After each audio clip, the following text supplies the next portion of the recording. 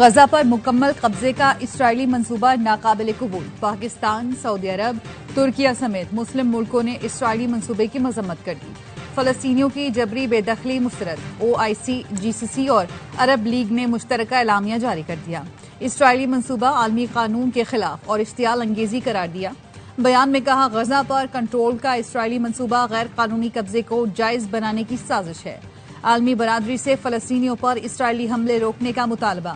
غزہ میں انسانی امداد کی فوری اور بغیر کسی شرط کے فراہمی پرزور۔ اقوام متحدہ نے غزہ پر اسرائیل کے مکمل قبضے کا منصوبہ مسترد کر دیا۔ رکن ملکوں کی درخواست پر سلامتی کونسل کا اجلاس آج ہوگا۔ عرب لیگ کا ہنگامی اجلاس بھی آج ہوگا۔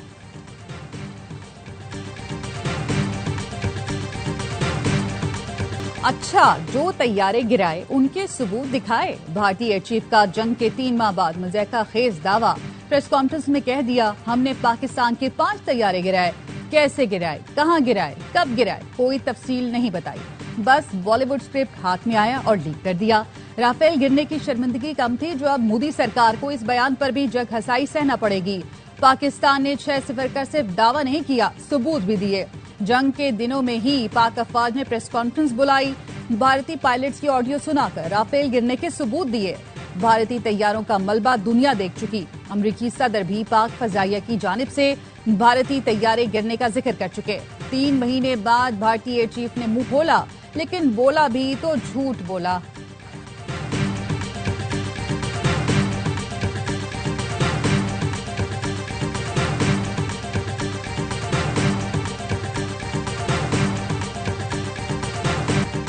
وزیر دفاع خواجہ آصف کا بھارت کو اپنے طیاروں کا ریکارڈ سامنے لانے کا چیلنج۔ کہا پاکستان اور بھارت آزاد اداروں کے سامنے اپنے طیاروں کا ریکارڈ رکھیں۔ وزیر دفاع نے بھارتی فضائیہ کے تاخیر سے کیے گئے دعووں کو مضحکہ خیز اور ناقابل یقین قرار دیا۔ خواجہ آصف نے کہا آپریشن سندور میں ایک بھی پاکستانی طیارہ تباہ نہیں ہوا۔ پاکستان نے 6 بھارتی طیارے، S-400 سسٹم اور متعدد ڈرونز تباہ کیے۔ بھارت کے جھوٹے بیانیے سیاسی مفاد کے لیے گڑھے گئے۔ آپریشن بنیان مرصوص میں ثابت ہو چکا۔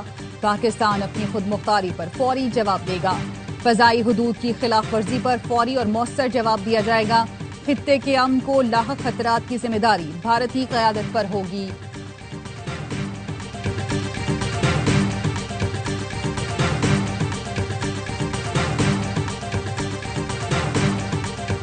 عالمی سطح پر پاکستان کو تنہا کرنے کے خواب دیکھنے والا بھارت خود تنہائی کا شکار۔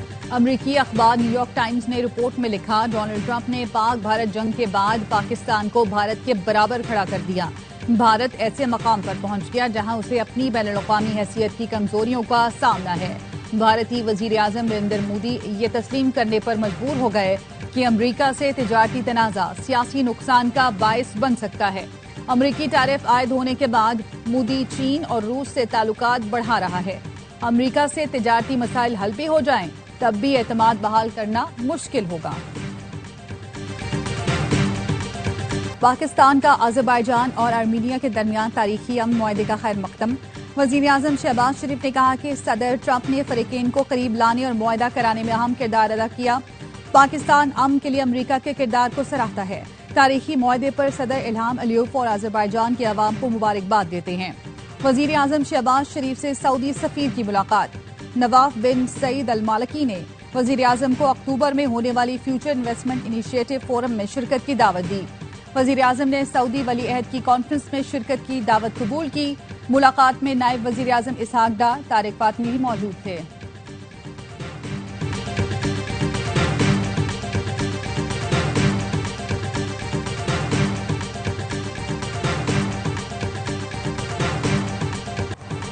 سیکورٹی فورسز کا یوب کے علاقے سمباسا کے گرد و نواح میں کلیئرنس آپریشن بھارتی اسپانسرڈ 14 خوارج جہنم واصل۔ آپریشن 8 اور 9 اگست کے درمیانی شب کیا گیا۔ اس سے پہلے پاک افغان سرحد سے دراندازی کی کوشش کرنے والے 33 خوارج کو جہنم واصل کیا گیا تھا۔ 2 روز کے دوران ہلاک بھارتی اسپانسرڈ دہشت گردوں کی تعداد 47 ہو گئی۔ ISPR کا کہنا ہے ملکی سرحدیں محفوظ بنانے کے لیے پرعزم ہے۔ پاکستان میں امن و استحکام اور ترقی کا عمل سبوتاز نہیں ہونے دیں گے۔ صدر آصف علی زرداری، وزیر اعظم، وزیر داخلہ کا سیکورٹی فورسز کو خراج تحسین۔ کہا جوانوں نے اپنی جان پر کھیل کر دہشت گردوں کی تیر اندازی ناکام بنائی اور دہشت گردوں کے عزائم کو خاک میں ملایا۔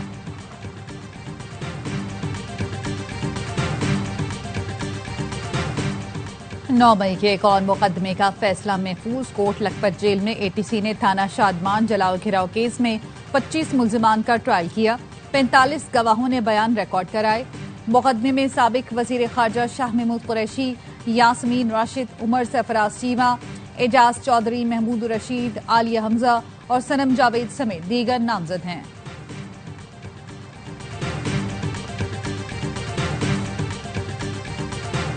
9 مئی کے کیسز میں بانی پی ٹی آئی کی ضمانت کی 8 اپیلیں سماعت کے لیے مقرر۔ چیف جسٹس کی سربراہی میں سپریم کورٹ کا 3 رکنی بینچ 12 اگست کو سماعت کرے گا۔ اے ٹی سی لاہور نے جناح ہاؤس، عسکری ٹاور حملہ اور تھانہ شادمان جلانے کے مقدمات میں عمر ایوب کی عبوری ضمانت کی درخواستیں خارج کر دیں۔ پی ٹی آئی رہنما زرتاج گل نے 9 مئی کے کیس میں سزا کا فیصلہ لاہور ہائی کورٹ میں چیلنج کر دیا۔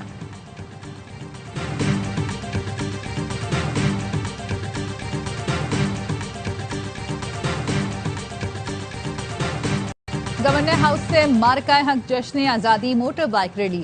کامران ٹیسوری نے بائیک پر ریلی کی قیادت کی۔ کہا بھارت نے اب میلی آنکھ سے دیکھا تو کراچی کے 40 لاکھ بائیک سواروں کی قیادت کرتے ہوئے دشمن ملک میں گھس جاؤں گا۔ حکومت سندھ سے کہوں گا 14 اگست کو اجرک والی نمبر پلیٹ مفت دینے کا اعلان کرے۔ ڈاکٹر فاروق ستار کو بائیک کے پیچھے بٹھایا۔ کہا پوری ایم کیو ایم کو اپنی بائیک پر بٹھا کر لایا ہوں۔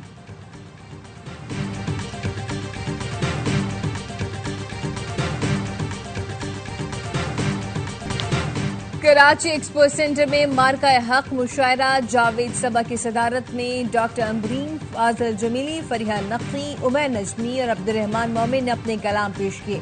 تہذیب حافی اور علی زہریان نے نوجوانوں سے خوب داد سمیٹی۔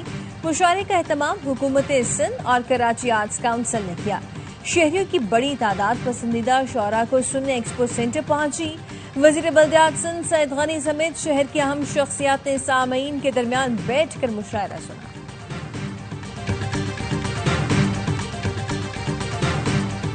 بنوں کی بے نظیر پی پی کی نو منتخب ایم پی اے فرزانہ شیری کا پشاور سے بنوں پہنچنے پر شاندار استقبال۔ عوام نے فرزانہ شیری کو بنوں کی بے نظیر کا نام دیا۔ فرزانہ شیری کا بنوں کی ترقی کے لیے کردار ادا کرنے کا عزم۔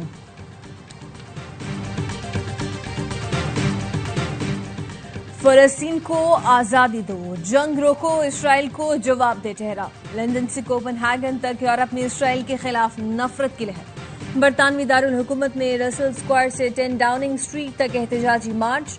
مظاہرین کا برطانوی حکومت سے فلسطین پر مظالم ختم کرنے کا مطالبہ۔ پولیس نے 150 مظاہرین کو گرفتار کر لیا۔ Berlin, Oslo, Stockholm, Amsterdam, Copenhagen سمیت یورپ اسرائیل مخالف نعروں سے گونج اٹھا۔ مظاہرین کا غزہ میں جنگ بند اور محاصرہ ختم کرنے کا مطالبہ۔ امدادی سامان کی فوری فراہمی پر زور۔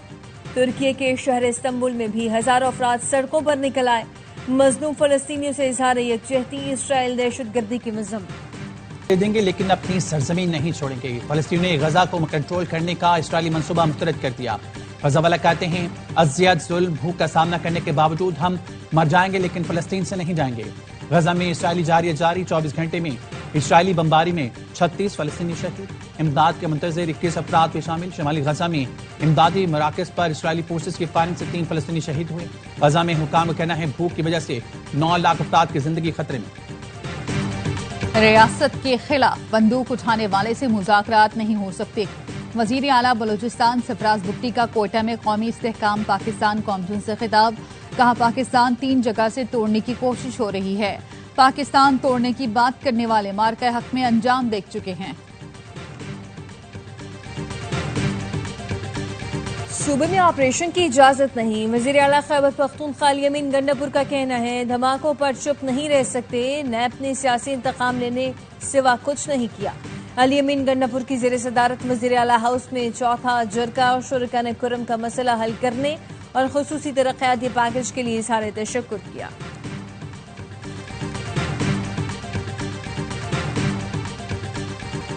D G S P R کی راولپنڈی میڈیکل یونیورسٹی میں طلبہ کے ساتھ خصوصی نشست۔ طلبہ کا افواج پاکستان سے اظہار یکجہتی۔ لیفٹیننٹ جنرل احمد شریف چودھری کی طلبہ سے کھل کر بات چیت۔ کہا ایسی نشست کا انعقاد وقت کی اہم ضرورت ہے۔ وطن دشمن عناصر جتنی بھی کوشش کر لیں نوجوان نسل کو افواج سے دور نہیں کر سکتے۔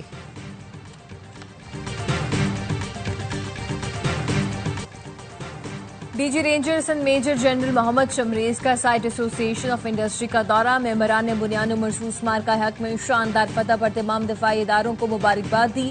شہر قائدار میں پائیدار امن کے قیام میں قانون نافذ کرنے والے اداروں کی کاوشوں کو سراہا۔ ڈی جی رینجرز نے کہا کراچی میں سیکیورٹی مؤثر بنانا اولین ترجیح ہے۔ اسلام آباد کے مختلف علاقوں میں تیز بارش سے موسم خوشگوار۔ لاہور میں بھی تیز ہواؤں کے ساتھ بادل برسے، گرمی اور حبس کی شدت کم ہو گئی۔ اٹک کے علاقے جنڈ میں شدید بارش، ندی نالوں میں طغیانی۔ فاروق آباد پل پر موٹر سائیکل برساتی پانی میں بہہ گئی، تینوں افراد نے مشکل سے جان بچائی۔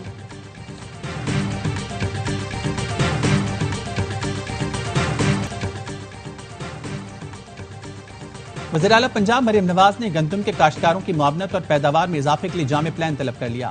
گندم کی بوائی سے پہلے کھاد کی وافر دستیابی یقینی بنانے کی ہدایت۔ گندم کی کاشت سے پہلے 100 ارب روپے کے بلا سود قرضے دینے کی تجویز پر اتفاق۔ مریم نواز کا کہنا تھا گندم کے چھوٹے کاشتکار کو ریلیف دینے کے لیے ٹارگیٹڈ سبسڈی دی جائے۔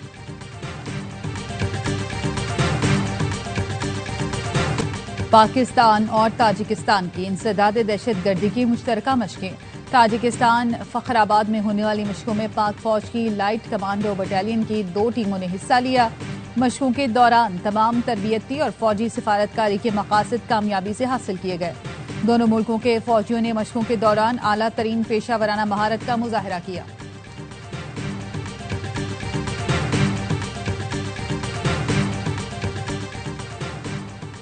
بین الاقوامی خلائی اسٹیشن سے 3 خلابازوں کی 5 ماہ بعد زمین پر واپسی۔ امریکہ، روس اور جاپان کے سائنسدانوں نے ڈریگن کیپسول میں 18 گھنٹے سفر کے بعد کیلیفورنیا کے ساحل کے قریب سمندر میں محفوظ لینڈنگ کی۔ مشن کے دوران خلابازوں نے 200 سے زائد اہم اور حساس سائنسی تجربات بھی کیے۔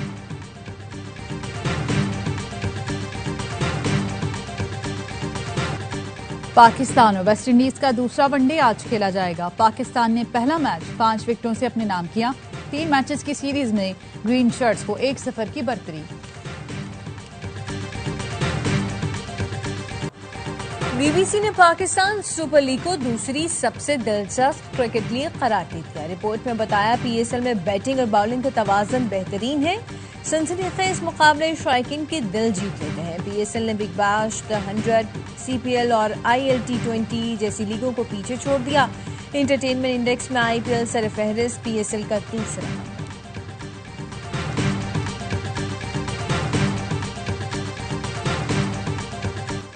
پاکستان کرکٹ بورڈ کے آسٹریلوی چیف کیوریٹر ٹونی ہیمنگ نے استعفیٰ دے دیا۔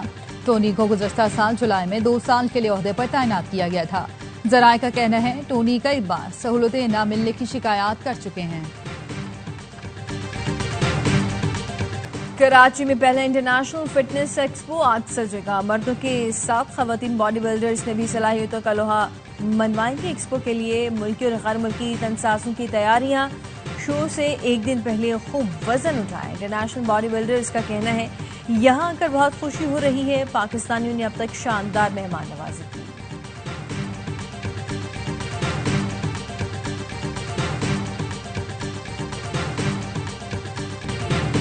اور سندھ کے عظیم صوفی شاعر شاہ عبداللطیف بھٹائی کے عرس کی تقریبات کا آغاز۔ گورنر خیبر پختونخوا فیصل کریم کنڈی اور سندھ کے وزیر ثقافت نے مزار پر چادر چڑھائی۔ زائرین کی بڑی تعداد میں عرس میں شرکت کے لیے آمد